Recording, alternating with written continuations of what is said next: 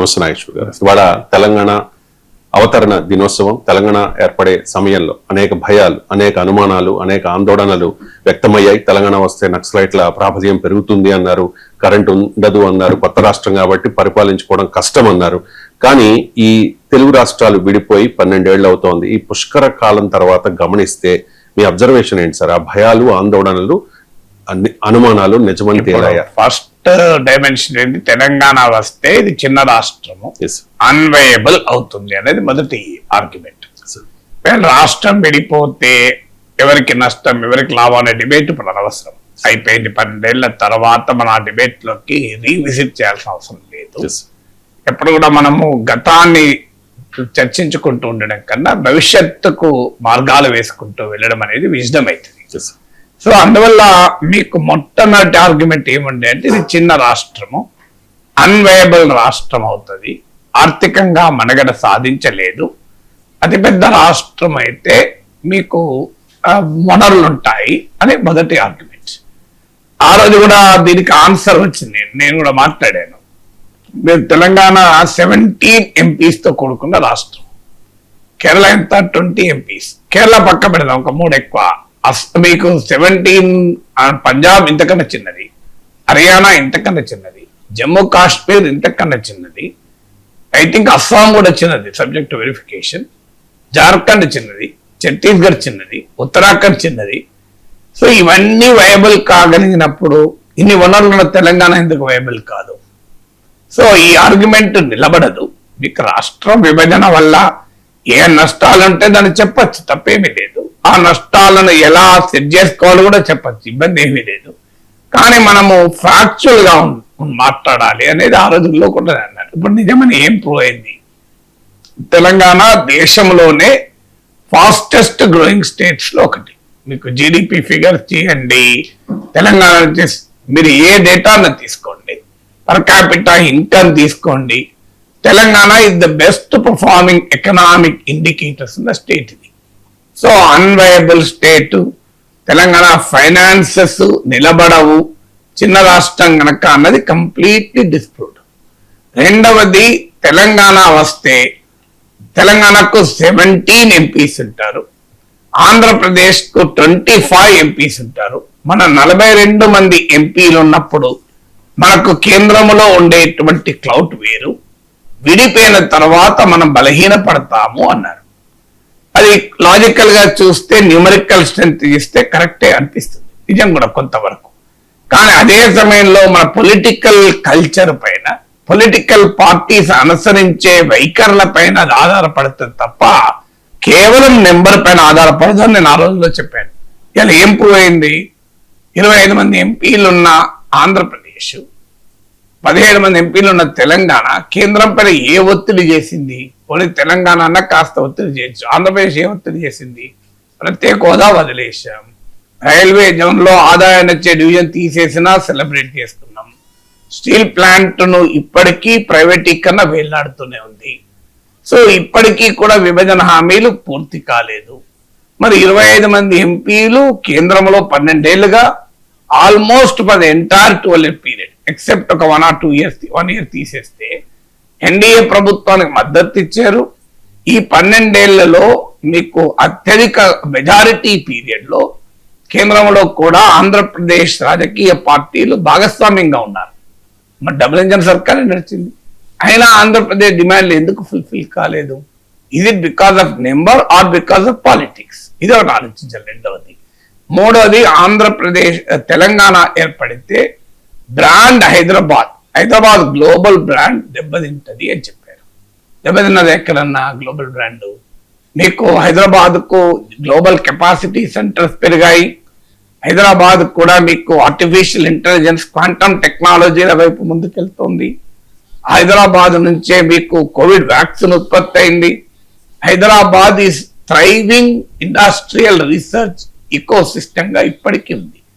So మీకు ఎక్కడా కూడా బ్రాండ్ హైదరాబాద్ ఇన్వెస్ట్మెంట్ రీత్యా కావచ్చు, టెక్నాలజీ రీత్యా కావచ్చు, మీకు బిజినెస్ కాన్ఫిడెన్స్ రీత్యా కావచ్చు, ఇవాళ తెలంగాణ హైదరాబాదు ఆఫీస్ స్పేస్ లో కూడా దేశంలోనే టాప్ సిటీస్ లో ఒకటి. In terms of office space adoption. మీరు ఏ ఇండికేటర్ తీసుకోండి, బ్రాండ్ హైదరాబాద్ బాగా పెరిగింది తప్ప తగ్గిందా? సో ఆ మూడవది కూడా రాంగ్ అని ప్రూవ్ అయింది. నాలుగవది, తెలంగాణ వస్తే మావోయిస్టులు పెరుగుతారు, నక్సలైట్ల రాష్ట్రం అవుతుంది ఇది అన్నారు. అసలు నక్సలైట్ రాష్ట్రము అనేది ఒక రాష్ట్ర జాగ్రఫికల్ టెరిటరీ బట్టి ఉండదు, సైజ్ ఆఫ్ ద టెరిటరీ కాదు, అక్కడున్న సోషియో ఎకనామిక్ కండిషన్స్ బట్టి ఉంటుంది. నేను ఆ రోజు కూడా చెప్పాను. అరుణాచల్ ప్రదేశ్ చిన్న రాష్ట్రమే, అక్కడ నక్సలిజం లేదు కదా. ఆ మాటకొస్తే అస్సాం చిన్న రాష్ట్రమే, నక్సలిజం లేదు. హిమాచల్ ప్రదేశ్ చిన్న రాష్ట్రమే, నక్సలిజం లేదు. ఆ రోజులో కూడా ఉత్తరాఖండ్ చిన్న రాష్ట్రమే, నక్సలిజం లేదు. అందువల్ల నక్సలిజము మావోయిజము అనేది సైజ్ ఆఫ్ ద జాగ్రఫికల్ టెరిటరీపై ఆధారపడదు, అక్కడున్న సోషల్ ఎకనామిక్ కండిషన్స్ పైన ఆధారపడి ఉంటుంది అని చెప్పారు. ఇలా తెలంగాణలో ఈ 12 ఏళ్లలో మీరు చూడండి, నా దేశంలోనే నక్సల్ రిలేటెడ్ ఇన్సిడెంట్స్ ఈవెంట్ జరిగిన అతి తక్కువ జరిగిన రాష్ట్రం తెలంగాణ. మరి చెప్పింది ఎట్లా శ్రీకృష్ణ కమిషన్కి ఇచ్చిందే కదా. ఇది నాలుగవది. ఐదవది, తెలంగాణ వస్తే మత కలహాలు పెరుగుతాయి. తెలంగాణ వస్తే అది చిన్న రాష్ట్రం, మతోన్మాద శక్తులు పేటరైపోతాయి. పెద్ద రాష్ట్రం అయితే మతోన్మాదాన్ని కంట్రోల్ చేయవచ్చు అన్నారు. ఎక్కడంటే ఒక్క మత కలహాలు జరిగిన హైదరాబాద్లో మత సామరస్యం దెబ్బతిన్నదా? తెలంగాణ సంస్కృతి అయిన గంగా జమున తహసీం అంటారు. సో ఇవాళ బ్రహ్మాండంగా ఉంది కదా తెలంగాణ. దేశంలో ఎక్కడెక్కడో మత ఉద్రిక్తతలు చెలరేగుతున్నాయి, మతోన్మాద దాడులు జరుగుతున్నాయి, మూక దాడులు జరుగుతున్నాయి.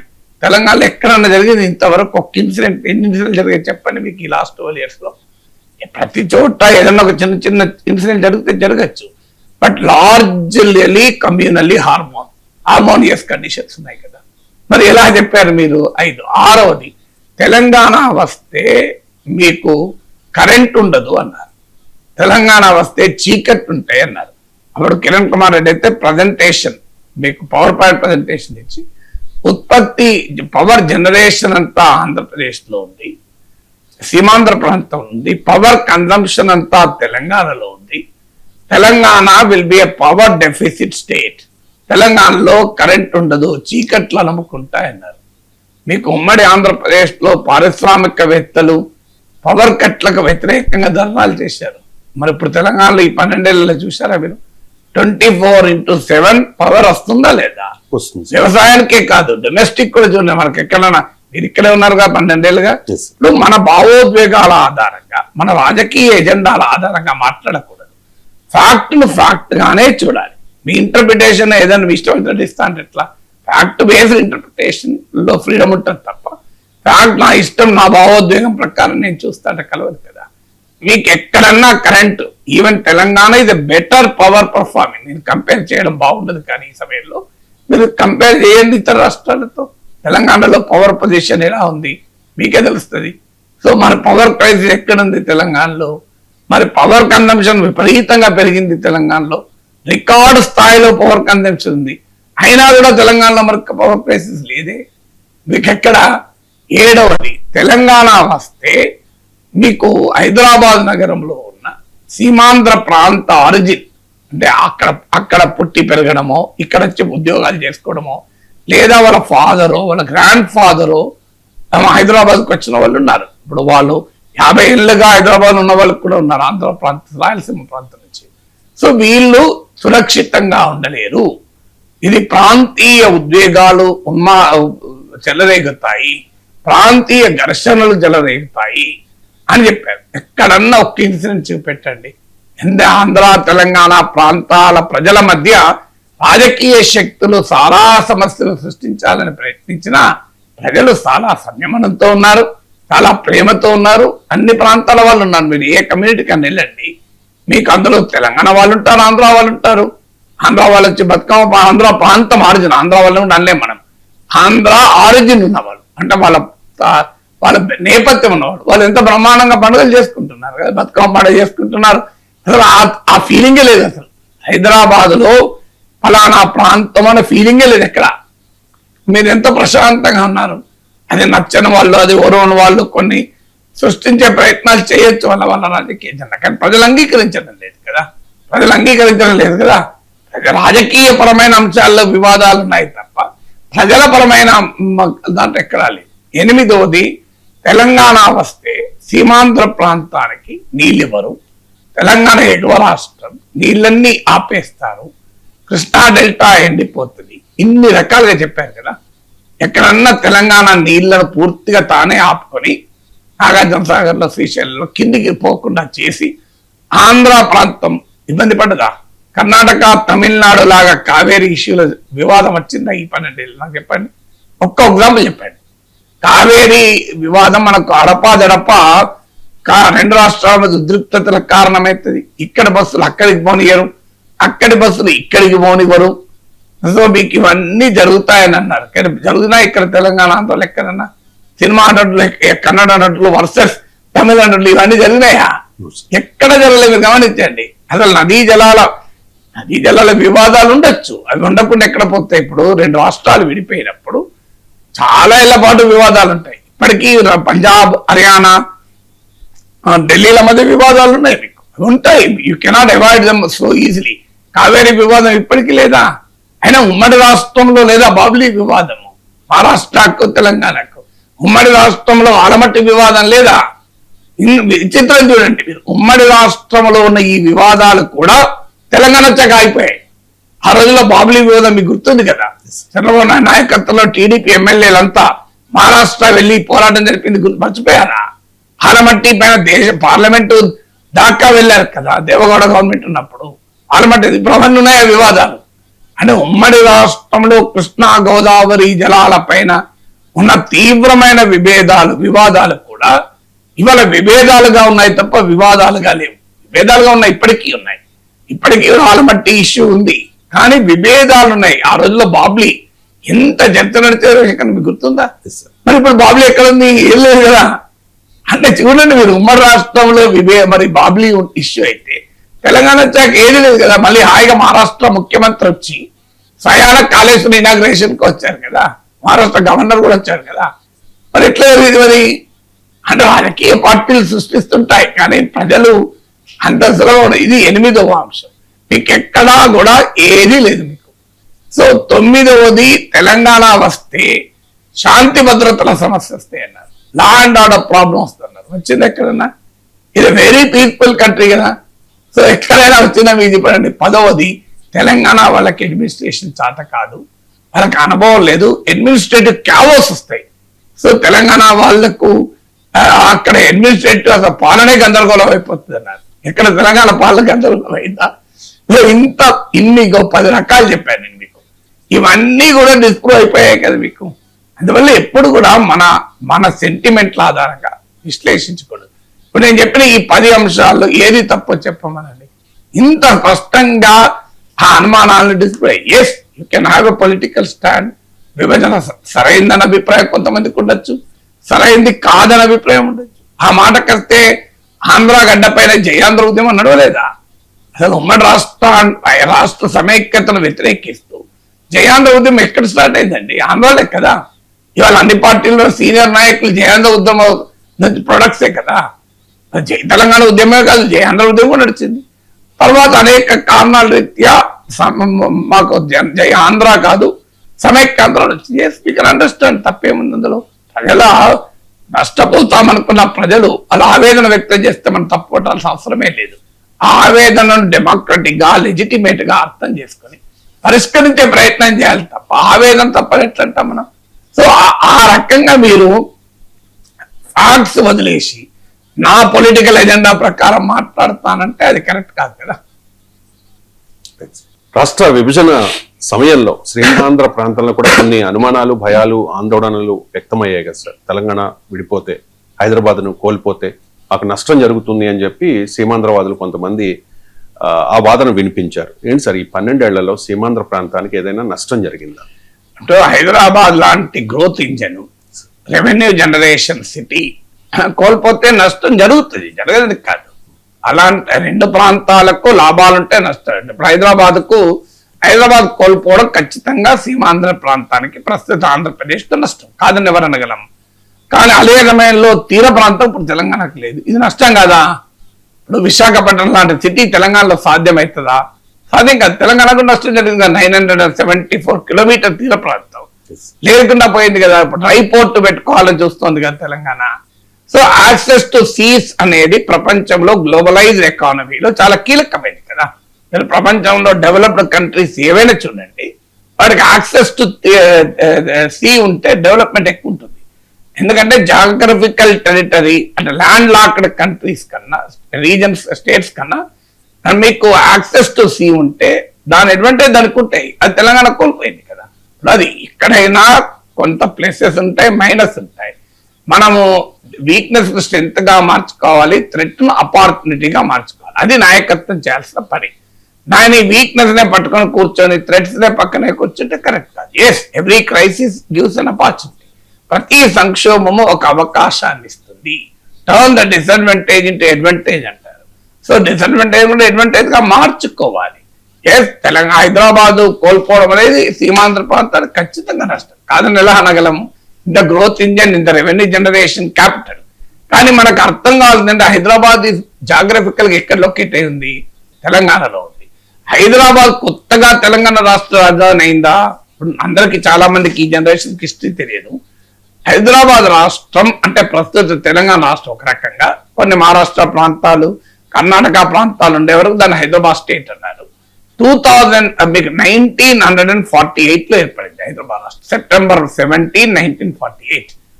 1956 నవంబర్ 1 వరకు అంటే nearly more than 8 years Hyderabad ప్రత్యేక రాష్ట్రంగానే ఉండే కదా. తర్వాత అప్పుడు హైదరాబాద్ రాజధాని కదా హైదరాబాద్ స్టేట్ కు. మీకు 1953లో అప్పటి మద్రాసు రాష్ట్రం నుంచి అమరజీవి పొట్టి శ్రీరాములు అపూర్వ త్యాగం వల్ల ఆంధ్ర రాష్ట్రం ఏర్పడింది. తొలి లింగ్విస్టిక్ స్టేట్ గా ఏర్పడింది. ఆంధ్ర రాష్ట్రం 1953లో ఏర్పడినప్పుడు కర్నూలు రాజధానికి ఏర్పడ్డది కదా. సో హైదరాబాద్ అనేది ముందు నుంచి కూడా తెలంగాణ క్యాపిటల్ అయ్యేది. సో తర్వాత కూడా తెలంగాణ క్యాపిటల్ మధ్యలో ఉమ్మడి రాష్ట్ర క్యాపిటల్ గా ఉంది. బట్ స్టిల్ డెఫినెట్ గా ఆంధ్రప్రదేశ్, ప్రస్తుత ఆంధ్రప్రదేశ్ ప్రాంతాల cultural, social, economic contribution Hyderabad evolution లో ఉంటుంది. ఉండకుండా ఎలా ఉంటుంది? 56 నుంచి 1956 నుంచి 2014 వరకు 58 years మీకు ఉమ్మడి క్యాపిటల్ గా ఉన్నప్పుడు ఆ social, economic and cultural linkages అనేది చాలా బలంగా ఏర్పడుతుంది. దాన్ని మనం అప్పుడే అర్థం చేసుకోవాలి. సో కానీ అదే సమయంలో మీకు ఒక ఆ మేరకు ఏ రకంగా నష్టము పరిహారం చేయాలనేది ఆలోచించాలి. కొన్ని ప్రయోజనాలు కూడా ఉంటాయి. మనం ఇంతకుముందు చెప్పినట్లు తీర ప్రాంతం ఒక ప్రయోజనము, ఇంకా కొన్ని అడ్వాంటేజెస్ ఉంటాయి, కొన్ని డిసడ్వాంటేజెస్ ఉంటాయి.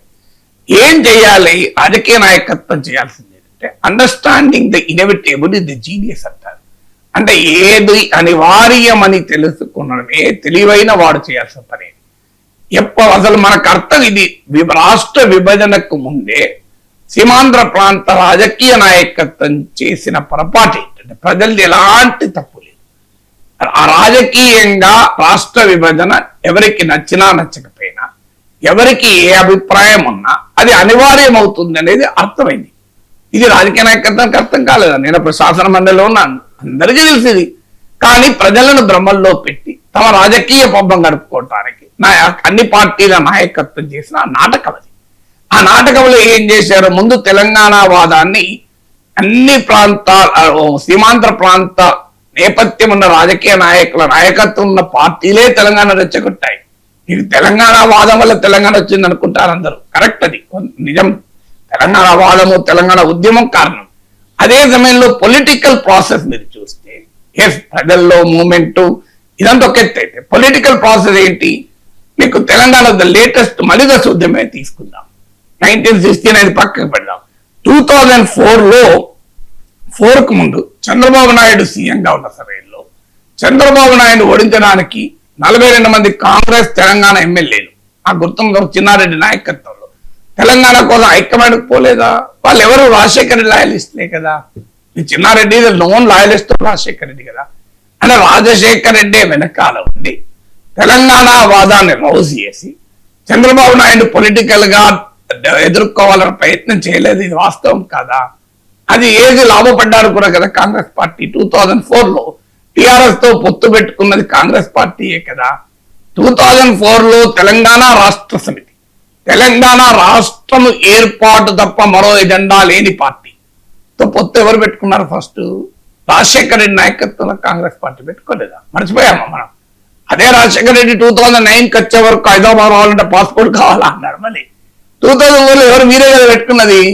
అంటే మీకు అధికారం కొరకు రాష్ట్ర విభజన కోరుకున్న పార్టీతో పొత్తు పెట్టుకున్నారు. మరి ఇప్పుడు సీమాంధ్ర ప్రాంతానికి ఎవరు అన్యాయం చేసినట్లు? అప్పుడు కాంగ్రెస్ పార్టీ నాయకుడు రాజశేఖర రెడ్డే కదా, మీరు కాంగ్రెస్ ఉండాలి కదా. పోనీ కాంగ్రెస్ అలా చేసింది. తెలుగుదేశం ఏమైనా డిఫరెంట్ గా ఉందా? 2009లో ఎప్పుడైతే తెలంగాణ రాష్ట్ర సమితి రాష్ట్రం విడిపోవడమే ఏకైక ఎజెండా కలిగిన పార్టీతో టీడీపీ ఎట్లా పొత్తు పెట్టుకుంది మరి? అని అధికారం రావడం కొరకు మేము రాష్ట్ర విభజన అనేది మాకు ఇష్యూ కాదు, సమైక్యతను ప్రజలకు ఉపన్యాసాలు ఇస్తాం, మా రాజకీయాల కొరకు మేము తెలంగాణ కొరకు ఏర్పడిన పార్టీతో పొత్తు పెట్టుకుంటామని ముందు రాజశేఖర నాయకత్వంలో కాంగ్రెస్, తర్వాత చంద్రబాబు నాయకత్వంలో టీడీపీ చేయలేదా? ఈ రెండు పార్టీల నాయకత్వమే కదా ఆంధ్ర ప్రాంత మూలాలు ఉన్న రాయలసీమ ప్రాంత మూలాలు ఉన్న వాళ్ళే కదా. మరి ఎందుకు చేశారు? ఎర్రన్నాయుడు నాయకత్వంలో కమిటీ వేయలేదు. ఎర్రన్నాయుడు తెలంగాణ వారా? ఎర్రన్నాయుడు యనమల రామకృష్ణ కమిటీలో ఉన్నారు కదా. వీళ్ళంతా ఆంధ్ర ప్రాంతం వాళ్ళే కదా. వీళ్ళందరూ ఏం రిపోర్ట్ ఇచ్చారు? తెలంగాణ రాష్ట్ర ఏర్పాటుకు తెలుగుదేశం మద్దతు ఇవ్వాలని రిపోర్ట్ ఇచ్చారా లేదా? ఇవ్వడమే కాదు, ఆల్ పార్టీ మీటింగ్ రోషయ్య ప్రభుత్వం పెడితే చంద్రబాబు నాయుడు ఏమన్నాడు? తెలంగాణ బిల్లు మీరు పెడతారా, మమ్మల్ని పెట్టమంటారా అని అన్నాడా లేదా? ఇదంతా చేసి ఆ రాష్ట్ర విభజనకు మూలాలు వేసింది ఎవరు? సీమాంధ్ర ప్రాంత రాజకీయ నాయకత్వం కాదా అని అడుగుతున్నాడు. సో చిరంజీవి గారు ప్రజారాజ్యం పెట్టారు. చిరంజీవి ఏమన్నారు? సామాజిక తెలంగాణ అన్నాడా లేదా? తెలంగాణ వ్యతిరేకమని చిరంజీవి అన్నాడా, పవన్ కళ్యాణ్ అన్నాడా? రాష్ట్రాన్ని విభజనకు మేము వ్యతిరేకం అన్నారా? పోనీ జగన్మోహన్ రెడ్డి అన్నాడా? ఏమన్నాడు? మీరు ఆర్టికల్ 3 ప్రకారం మీరు నిర్ణయం తీసుకొని మమ్మల్ని ఎందుకు అడుగుతారు అన్నారు. ఇది పొలిటికల్ గా సీమాంధ్ర నాయకత్వం మూలాలున్న నాయకత్వం తమ రాజకీయ అవసరాల కొరకు తెలంగాణ వాదంతో పొత్తు పెట్టుకున్నారు, తెలంగాణ వాదానికి చేయి కొట్టారు, తెలంగాణ వాదం సమర్థించారు. అది సాకారం అవుతున్న వేళ మళ్ళీ వ్యతిరేకించారు. మళ్ళీ ఏమన్నారు? ఇలా రాష్ట్రాన్ని విడగొడతారా కట్టుబట్టలతో మళ్ళీ మొదలుపెట్టారు. అది కూడా చెప్తాను, దానికి ఎవరు బాధ్యులు కూడా చెప్తారు. ఎప్పుడైతే మీకు ఆర్టికల్ 3 ఏం చెప్తోంది క్లియర్ గా, ఒక సింపుల్ మెజారిటీతో ఒక రాష్ట్రాన్ని విడగొట్టచ్చు. India is an indestructible union of destructible states అని సుప్రీంకోర్టు తీర్పు ఉంది. India is an indestructible union of destructible states అని. అంటే విడగొట్టగలిగే రాష్ట్రాలతో కూడిన విడగొట్టలేని యూనియన్ ఇది అని. ఇది సుప్రీంకోర్టు తీర్పు ఉంది. సో సింపుల్ మెజారిటీతో రాష్ట్రాన్ని విడగొట్టచ్చని మనందరికీ రాజ్యాంగం చదివితే తెలుసు. సామాన్య ప్రజలకు తెలియకపోతే రాజకీయ నాయకులు తెలియదా? విచిత్రం. ఏమన్నారు? ఆర్టికల్ 4 ఆఫ్ ద కాన్స్టిట్యూషన్ ఏమన్నది? రాష్ట్రాన్ని విడగొట్టే సమయంలో సప్లిమెంటల్, ఇన్సిడెంటల్, కాన్సిక్వెన్షియల్ మెజర్ తీసుకోవచ్చు. అంటే ఏ అడ్డంకి ఉన్నా దాన్ని తొలగించి విడగొట్టచ్చని ఉంది రాజ్యాంగంలో. ఇంత క్లియర్ గా ఉంది కదా. ఇది చెప్పితే మీరు ఫ్యాక్ట్ చెప్పినాం. సో కాన్స్టిట్యూషన్ లో ఇలా ఉంది. దీన్ని ఎవరన్నా మార్చారా? మార్చలేదు. సో ఆర్టికల్ 3 ప్రకారం రాష్ట్ర శాసనసభకు ప్రమేయమే లేదు.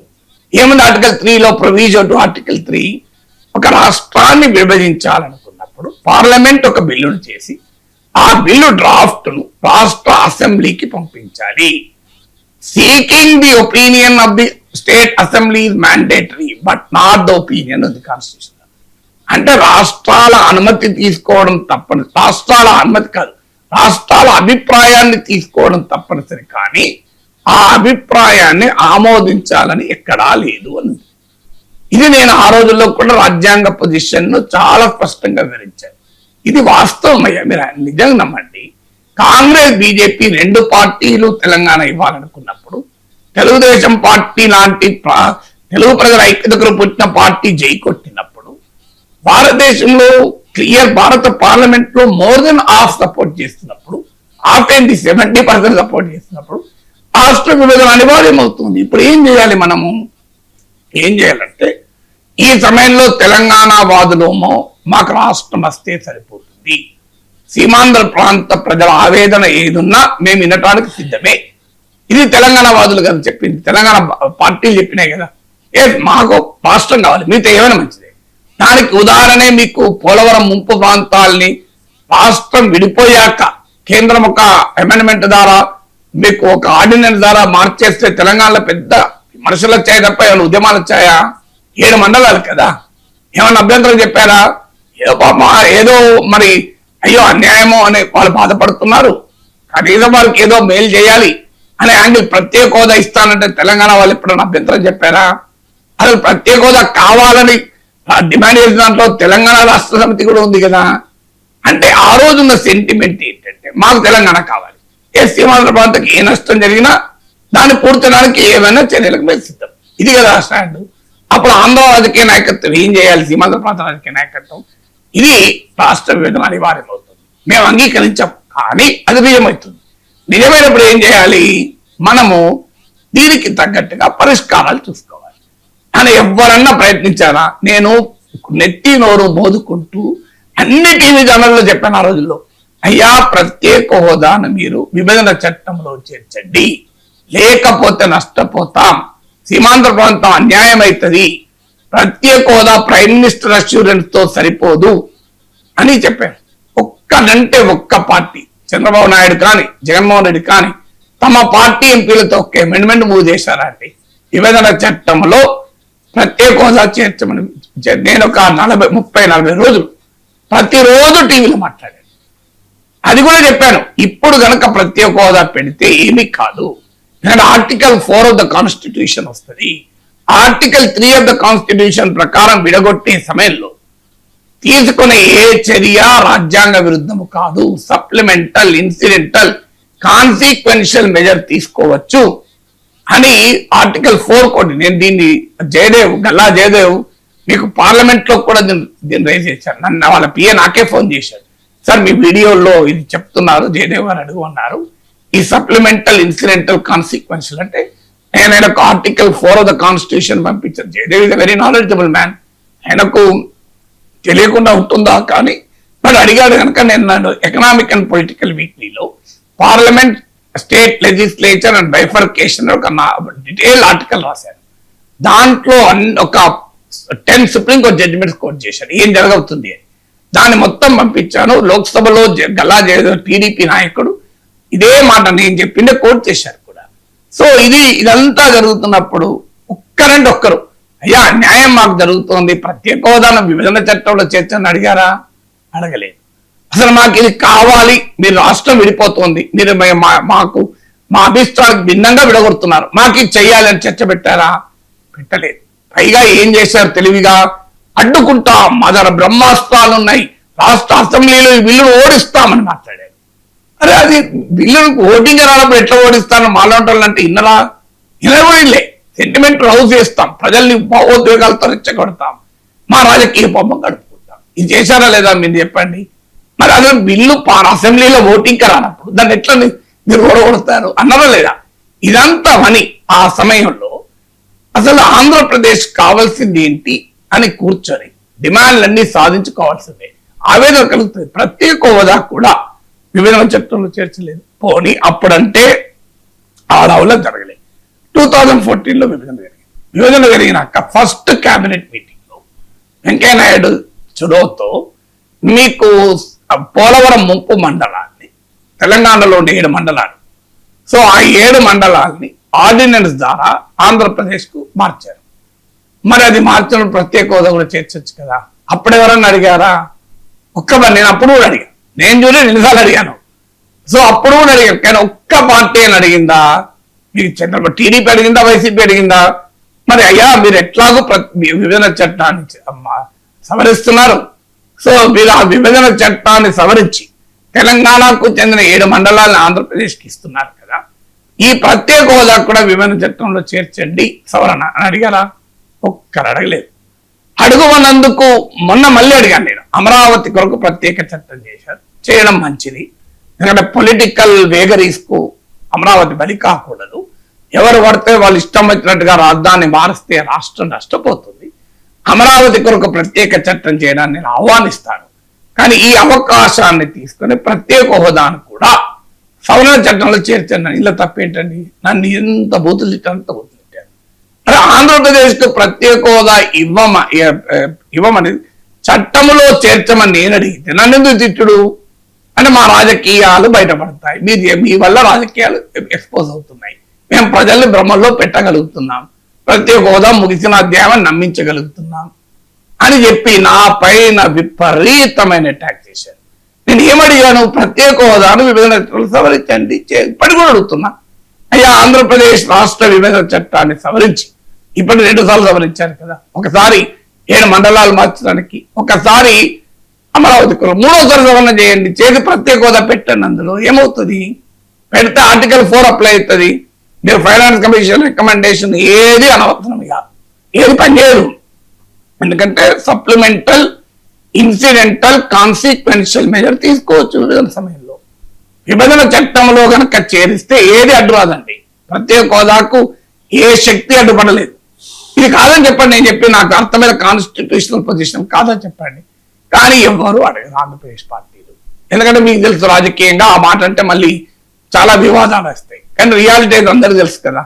కానీ నేను ఇప్పటికీ అడుగుతున్నా, చేతులు జోడించి అడుగుతున్నా చంద్రబాబు నాయుడు గారిని, జగన్ గారిని, పవన్ కళ్యాణ్ గారిని, దయచేసి ఆంధ్రప్రదేశ్ రాష్ట్ర పునర్వ్యవస్థీకరణ చట్టాన్ని సవరించి దాంట్లో ప్రత్యేక హోదాంశాన్ని చేర్చండి. చేర్చగలరా లేదా? రాజ్యాంగం అంగీకరించదంటే చెప్పండి. ఎలాగో నేను జ్ఞానోదయమై ఇంకోసారి డిమాండ్ చేయను. ఇలా ఏమన్నా తప్పండి? అది ఇప్పటికీ అడుగుతలేరు. 12 ఏళ్ళైనా ప్రత్యేక హోదా వస్తే ఆంధ్రప్రదేశ్ ఇలా ఉంటుందా? పోనీ ప్రత్యేక హోదా ఇవ్వలేదు, అది ముగిసిన అధ్యాయమని మీరు భావిస్తున్నారు. అది వేరే రాష్ట్రాల అభ్యంతరం చెప్తున్నాయన్నారు. అయ్యా సీమాంధ్ర ప్రజల అభ్యంతరం చెప్తే రాష్ట్రాన్ని విడగొట్టినప్పుడు మీరు ఒరిస్సాలో, తమిళనాడు, కర్ణాటక అభ్యంతరం చెప్తే ఎందుకు కావాలండి ఆంధ్రప్రదేశ్ ప్రత్యేక హోదా? అయ్యా చెప్పచ్చు, కన్విన్స్ చేయొచ్చు. అయ్యా ఇది విభజన వల్లే నష్టం జరిగింది ఆంధ్రప్రదేశ్కు, ఇంకా ఈ రకంగా నష్టమైంది, ఒక వైబ్రెంట్ క్యాపిటల్ సిటీ కోల్పోయింది, మేలు చేస్తున్న ఆ రోజు పార్లమెంట్ లో అందరం ఒప్పుకున్నది అని చెప్పే అవకాశం కూడా మోడీ ప్రభుత్వానికి ఉండదా? అన్యాయం కదా. తమిళనాడు, కర్ణాటకలో అబ్జెక్ట్ చేస్తారు, మీరు ఇప్పుడు అడుగుతారా అని చెప్పి నా మీద నన్ను తిడుతున్నారు. అసలు నన్ను సపోర్ట్ చేయాల్సింది పోయి నన్ను తిడుతున్నారు విచిత్రంగా. అయ్యే కన్విన్స్ చేయలేమా మనం? తమిళనాడు, కర్ణాటక వాళ్ళను, ఒరిస్సా వాళ్ళను పోనీ చేయలేరు. చేయకపోతే మీరు ఎట్లా సీమాంధ్ర ప్రజలు వ్యతిరేకించినారు? రాష్ట్రాన్ని ఎట్లా విభజించాలి? రాష్ట్రాన్ని విభజించేటప్పుడు మా సీమాంధ్ర ప్రజల అభ్యంతరాలు మీకు పట్టింపు కావు. కానీ ప్రత్యేక హోదా విషయంలో తమిళనాడు అభ్యంతరం చెప్తాను, కర్ణాటక అభ్యంతరం చెప్తాను, మనం ఎట్లా అడుగుతాం అంటున్నారు. పోనీ అడగకండి, ప్రత్యేక హోదాను ముగించండి, ఇష్టం. కృష్ణా గోదావరి బేసిన్ ఆంధ్రప్రదేశ్ కు ఉన్నటువంటి ఒక వరప్రధాని కదా. 12th ఫైనాన్స్ కమిషన్ తీయండి report. 12th I think subject correction, 12th finance commission report తీయండి. ప్రాఫిట్ గ్యాస్ అంటారు దాన్ని. అంటే ప్రైవేట్ వారికి మనం ఆయిల్ అండ్ గ్యాస్ బ్లాక్లు ఇచ్చిన అందులో లాభములో షేరు కేంద్ర ప్రభుత్వానికి వెళ్తుంది. దీనిపైన ఫైనాన్స్ కమిషన్ రికమెండేషన్ ఉంది, రాష్ట్రానికి 50% ఇవ్వాలి. ఇచ్చారా మరి? ఇదేమి కొత్తగా డిమాండ్. నేను ఎమ్మెల్సీగా ఉన్నప్పుడు నేనే డ్రాఫ్ట్ చేశాను ఆ బిల్లును. ఆంధ్రప్రదేశ్ ఉమ్మడి ఆంధ్రప్రదేశ్ శాసన మండలి ఏకగ్రీవంగా ఆమోదించింది. రోషయ్య గారు, దాడి వీరభద్రరావు గారు కూర్చొన్నప్పుడు ప్రతిపక్ష నేత అడగండి, వీరభద్రరావు గారు చెప్తారు. దీనిపైన మనం యునానిమస్ రెజల్యూషన్ పాస్ చేద్దామంటే ఇద్దరు కూర్చొని, రోషయ్య గారు, దాడి వీరభద్రరావు గారు, ఇది ప్రొఫెసర్ నాగేశ్వరి సబ్జెక్ట్ బాగా స్టడీ చేశాడు. అప్పటికే ఆంధ్రజ్యోతిలో 3 ఆర్టికల్స్ రాశాను, గంటల టీవీలో మాట్లాడాను. అమలాపురం కోనసీమ నుంచి హైదరాబాద్ కు మేము ఒక యాత్ర చేశాం, ఒక టీవీ ఛానల్ తో కలిసి. నేను కృష్ణా గోదావరి బేసిన్ లో ఆంధ్రప్రదేశ్ వాటా ఉండాలి అని, ఇది మీరు ఆయనతోనే రాయించండి అంటే నేనే డ్రాఫ్ట్ చేశాను. ఇప్పటికి రికార్డు చూడండి, ఉమ్మడి ఆంధ్రప్రదేశ్ శాసన మండలి రికార్డులు 10 ఆంధ్రప్రదేశ్ శాసన మండలి కూడా వర్తిస్తుంది కదా. మరి దాన్ని ఎందుకు అమలు చేయరు? దాన్ని అమలు చేయించండి. ఇలా ఎన్డీఏ ప్రభుత్వం ఉన్నదే ఆంధ్ర ఎంపీల మద్దతు కదా. ఆంధ్ర ఎంపీల మద్దతుతో ఎన్డీఏ ప్రభుత్వం, మోడీ ప్రభుత్వం ఉన్నప్పుడు కృష్ణా గోదావరి బేసిన్ లో ఆంధ్రప్రదేశ్ కు వాటా ఎందుకు ఇవ్వకూడదు? ఇది ఒక్కరని అడుగుతున్నారా మీరు? అంటే వామపక్ష పార్టీలు అడుగుతున్నాయి, వేరే వాళ్ళు ఏమన్నా అడుగుతున్నారా? ఎందుకు అడగరు? ప్రధాన పార్టీ అధికారంలో కూటమి పార్టీలు అడగవు, ప్రధాన ప్రతిపక్షం అడగదు. ఇదేంత అన్యాయం అండి? దీని మీద అందరూ కలిసి పోరాడితే ఉపయోగం కదా ఆంధ్రప్రదేశ్ ప్రజలకు. పోనీ ఇది కూడా అడగరు. మీరు పారిశ్రామిక రాయితీలు, ఇండస్ట్రియల్ ఇన్సెంటివ్స్ 2 రాష్ట్రాలకి ఇస్తామన్నారు, ఇచ్చారా? ఎన్ని పారిశ్రామిక రాయితీలు ఇచ్చారు చెప్పండి? ప్రత్యేక హోదా వస్తే కొన్ని లక్షల కోట్లు. రవిశంకర్ గారు, మీరు గోదావరి జిల్లా వాళ్ళు, Krishna Godavari basin profit gas లో వాటా వస్తే ఆంధ్రప్రదేశ్ లో 2 లక్షల కోట్ల పెట్టుబడులు వస్తాయి కాదా చెప్పమనండి. ఆంధ్రప్రదేశ్ ప్రజలందరికీ ఉచితంగా సిలిండర్ ఇవ్వచ్చు. మీరు ఇవాళ ఆ పథకం ఈ పథకం కింద 2 సిలిండర్లు 3 సిలిండర్లు కొసరు ఇస్తారు కదా, ఆల్ పీపుల్ కు ఫ్రీ ఇవ్వచ్చు. మీరు తప్ప చెప్పమనండి, ఇది చెప్పిన ఆర్గ్యుమెంట్ తప్ప చెప్పమనండి. అది అన్యాయంగా ఇప్పుడు అది చేయకుండా ఓఎన్జీసీ గుర్తించి డెవలప్ చేసిన బ్లాక్ ను అత్యంత వివాదాస్పదమైన వేదాంతక పేరుతున్నారు. కాజా బ్లాక్ లో బాధేస్తే మచిలీపట్నం పామర్రు ప్రాంతంలో అధికారంలో కూటమి పార్టీలు అడగవు, ప్రధాన ప్రతిపక్షం అడగదు. ఏమని ఇది అది అన్యాయం కాదా? వేదాంత చరిత్ర ఏంటి? ఏమి స్టెర్లైట్ కాపర్ చెన్నై తమిళనాడు తూత్తుకుడిలో ఏం జరిగింది, ఒరిస్సాలో ఏం జరిగింది, ఆదివాసులమైన ఛత్తీస్గఢ్ లో ఏం జరిగింది? అసలు మీరు ఒక్క గూగుల్లో కొట్టండి వేదాంత మీద ఎన్ని controversies, financial irregularities, environmental irregular standard దెబ్బతీయడం, అసలు human rights violation, just controversies over Vedanta అని కొట్టండి వస్తుంది. సో ఎవరైనా అడుగుతున్నారా? ఇవన్నీ అడిగినందుకు నా మీద కోపం వస్తుంది. విచిత్రం ఏంటంటే నన్ను మెచ్చుకోవాలి, అసలు మేము ఎవరో అడుగుతలేరు, కనీసం నాగేశ్వర మీరు అడుగుతున్నారు. దీనివల్ల మా రాష్ట్రానికి న్యాయం జరుగుతుంది, మీ ఆర్గ్యుమెంట్ చూపెట్టినా మేము కేంద్రం పైన ఒత్తిడి తేవచ్చు అని అడగచ్చు కదా. అడగక నా మీద అటాక్ చేస్తాను. విచిత్రం ఏంటంటే అదే నేను ఆంధ్రప్రదేశ్ కొరకు అడుగుతున్నా, నా కొరకు అడుగుతున్నా. కృష్ణా గోదావరి బేసిన్ లో వాటా వస్తే ఎవరికి వస్తుంది? తెలంగాణకు వస్తాయి కదా, అనివార్యంగా ఆంధ్రప్రదేశ్కి వస్తుంది కదా. ఎందుకంటే రాష్ట్రం విడిపోయింది, ఒకప్పటి నుండి కూడా ఆంధ్రప్రదేశ్కి వస్తుంది, ఇప్పుడు అనివార్యంగా ఆంధ్రప్రదేశ్కి వస్తుంది. తెలంగాణకి ఎందుకు వస్తుందండి? మీరు వేదాంత బ్లాక్ మీరు ఓఎన్జీసీ తప్ప చెప్తే నష్టం ఎవరికి? ఆంధ్రప్రదేశ్ కదా. ఆంధ్రప్రదేశ్కి ప్రత్యేక హోదా వస్తే నష్టం లాభం ఉంటుందో తెలంగాణకు? ఆంధ్రప్రదేశ్కే కదా. ఎందుకు చేయరు మరి? ఆంధ్ర 12 ఏళ్ళ కడప స్టీల్ ప్లాంట్ ఎందుకు కోరుకోదు? ఉన్న విశాఖ స్టీల్ ప్లాంట్ పైన ప్రైవేటీకరణ కత్తి ఎందుకు వెళ్లాడుతుంది? ఎందుకు కాకినాడలో పెట్రోల్ కెమికల్ రిఫైనరీ కాంప్లెక్స్ రాదు? ఎందుకు విజయవాడ విశాఖపట్నంలో మెట్రోకు కేంద్రం బెంగళూరు కొచ్చిన్కి ఇచ్చినట్టు సాయం ఎందుకు చేయదు? అమరావతి కొరకు 50,000 కోట్లు ఎందుకు ఇవ్వదు? ఏం రాష్ట్రాన్ని మీరు సీమాంధ్ర ప్రజల అభిష్టానికి భిన్నంగా విభజించారు. ఏం రాదు? ఒక 50,000 కోట్లు అంటే ఎంత అండి? ఎవ్రీ ఇయర్ 10,000 కోట్లు. అది 50 లక్షల కోట్ల కేంద్ర బడ్జెట్ లో 10,000 కోట్లు ఇవ్వలేరా అని ఆంధ్రప్రదేశ్ రాజధానికి? రాజధాని కాదు మీకు, అది that will contribute to the Indian economy కదా. ఇదేదో రాజధాని అంటే 4 బిల్డింగ్లు కావు కదా. ఇప్పుడు చంద్రబాబు నాయుడు ఒక రాజధాని ఎలా నిర్మించాలనుకుంటున్నాడు? ఒక క్వాంటమ్ వ్యాలీగా, ఒక ఏఐ హబ్ గా, ఒక మీకు మోడర్న్ టెక్నాలజీ హబ్ గా డెవలప్. అది దానివల్ల ఇండియన్ ఎకానమీ డెవలప్ కదా. ఇప్పుడు హైదరాబాద్ ఐటీ క్యాపిటల్ డెవలప్ అయితే ఇండియన్ ఎకానమీ కంట్రిబ్యూట్ కాలేదా? దేశ ఆర్థిక వ్యవస్థలో 16% కంట్రిబ్యూట్ చేస్తుంది హైదరాబాద్ సాఫ్ట్వేర్ మాత్రం. రేపు అమరావతి కూడా కంట్రిబ్యూట్ చేస్తుంది ఇండియన్ ఎకానమీకి. మరి ఏంటి 50,000 కోట్లు ఇస్తే నష్టం ఏంటి అంటున్నా. పోనీ అది ఒకండి. విశాఖపట్నాన్ని ఫిన్టెక్ వ్యాలీగా డెవలప్ చేయాలన్న చంద్రబాబు విజన్ చాలా మంచి విజన్. మీరు గుజరాత్ లో గిఫ్ట్ సిటీకి ఇచ్చినట్లు కన్సెషన్స్, అందులో 10% ఇవ్వండి విశాఖకు. మీరు ఆ గుజరాత్ లో గిఫ్ట్ సిటీకి ఇచ్చిన కన్సెషన్ లో 10% ఇవ్వండి. విశాఖపట్నం అద్భుతమైన ఫిన్టెక్ వ్యాలీగా డెవలప్ అవుతుంది. మీరు దేశంలో క్వాంటమ్ మిషన్ ప్రారంభించారు కదా. చంద్రబాబు నాయుడుకి అయితే టెక్నాలజీ రంగంలో ఆయన వ్యతిరేకించే వరకు ఆయన అంగీకరిస్తారు కదా. హైదరాబాద్ ఇది సజీవ సాక్ష్యం కదా ఐటీ రంగంలో ఇవాళ ఈ స్థాయిలో వచ్చింది.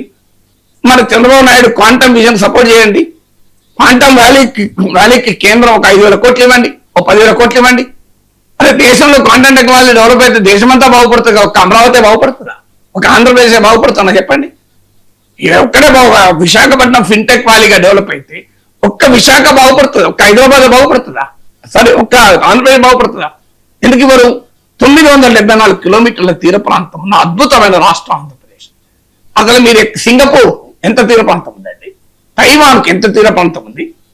అసలు నాకు తెలిసినంత వరకు సబ్జెక్ట్ కరెక్షన్ ఒక్క పోర్ట్ ఉన్నట్టు సింగపూర్ కు తైవాన్ కు ఇవాళ పోర్ట్ లెడ్ ఎకనామిక్ గ్రోత్ ఎంత ఉంది? ఆంధ్రప్రదేశ్ కు పోర్ట్ లెడ్ ఎకనామిక్ గ్రోత్ ఎంత ఉంది? కంపేర్ చేయండి. ఎందుకు చేయలేం మనం? 974 కిలోమీటర్ తీర ప్రాంతం అండి. ఆగ్నేయ ఆసియా దేశాలకు ఒక ముఖద్వారం ఉత్తరాంధ్ర.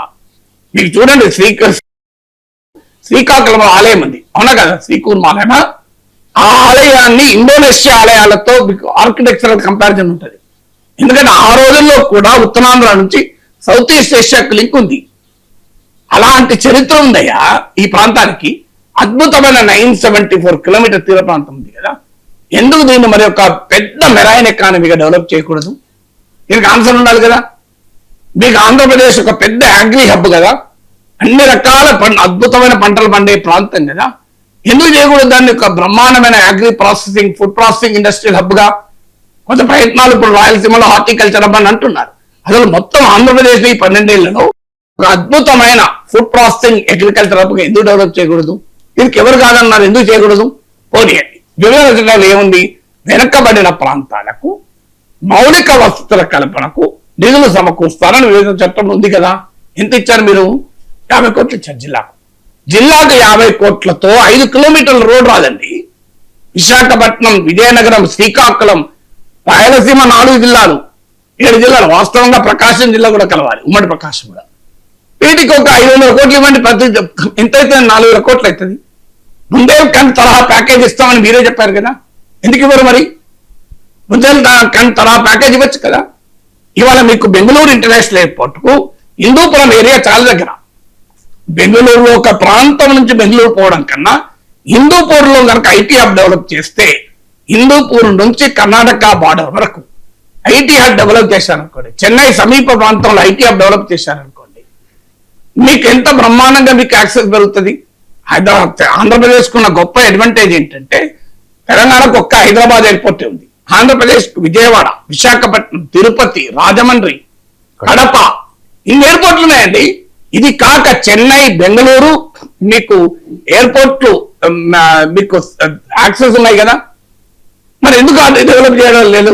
ఒక పెద్ద స్పెషల్ ఐటీ జోన్ ఇవ్వండి, ఒక ఐటీఐఆర్ ప్రాంతం ఇవ్వండి.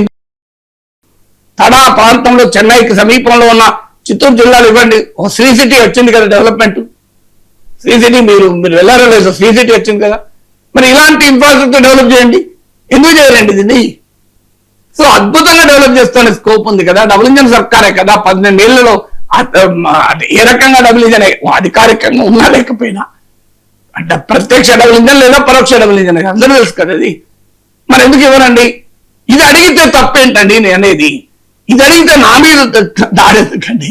ఆంధ్రప్రదేశ్ ప్రజల కొరకు అడుగుతున్నా కదా. నేనేమి దీంట్లో విభేదాలు సృష్టించడానికి అడుగుతున్నానా?